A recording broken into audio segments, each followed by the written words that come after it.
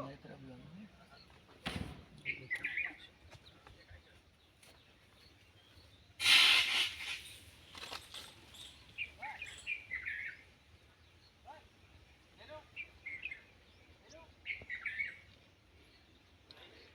किसान भाइयों, खेती में सिर्फ रासायनिक खाद ही एक विकल्प नहीं है। इसके अलावा भी हम लोग इस तरह से अपने खेत में जहाँ भी पर्याप्त जगह है, यदि वहाँ पर ये है केचुआ खाद, इस तरह से हम पीट बनाकर यदि केचुआ खाद का उत्पादन करें और अपनी खेती में इसका उपयोग करें, तो ये मानकर चलिए कि 2 साल में आपका रासायनिक खाद पर होने वाला खर्च 0 हो सकता है। इसका कुछ भी ज़्यादा खर्चा नहीं है। इस तरह से आप पीट बनाकर वर्मी कंपोस्ट का उत्पादन कर सकते हैं। ये बहुत ही लाभदायक एवं सस्ता सुलभ एक विकल्प है। आप देख रहे हैं, ये जो केचुए हैं किसी समय हमारे खेत में देखे जाते थे।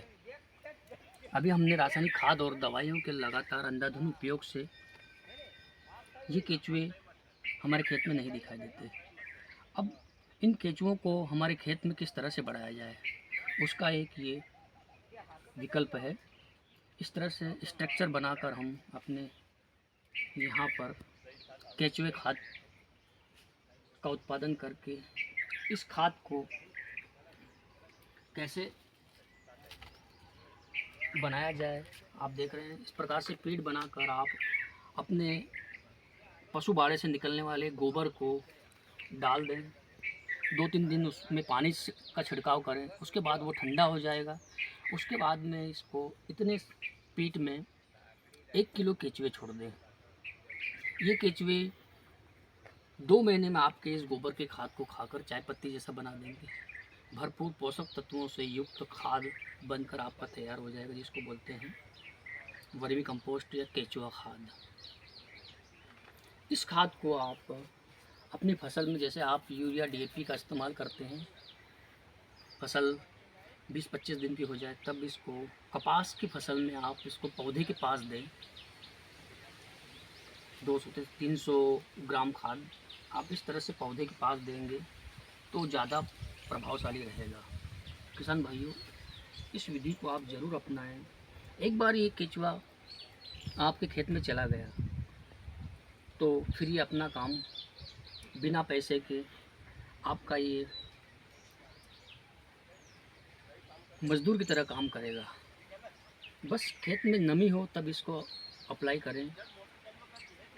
1 साल 2 साल आप डालेंगे, उसके बाद आपको इसको डालने की आवश्यकता भी नहीं है, क्योंकि ये केचुए खेत में जाकर अपने आप अपना काम शुरू कर देंगे। ज़मीन में जाकर ये मिट्टी को खाकर 10 से 15 फीट नीचे जाते हैं, उसके बाद ऊपर आते हैं। इस तरह से इनका काम यही है।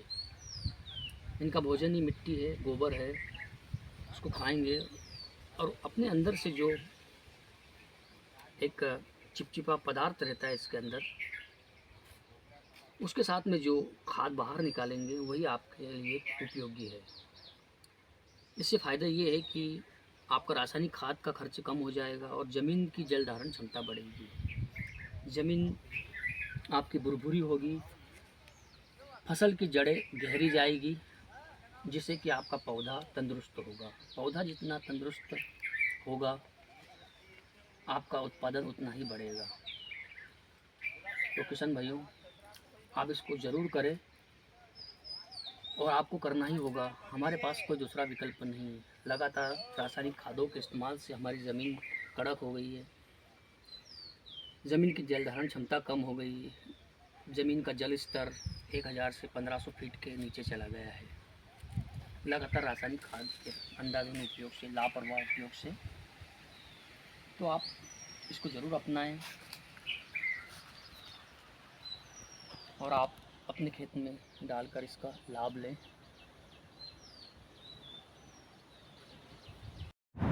किसान भाइयों, इस तरह से भी आप कम खर्चे में अपने खेत में या अपने घर में वर्मी कंपोस्ट बना सकते हैं। वर्मी कंपोस्ट की देखभाल बहुत ज़रूरी होती है। उसका टेम्परेचर हमेशा 20 से 25 डिग्री रखा जाता है। इसमें पानी का छिड़काव गर्मी में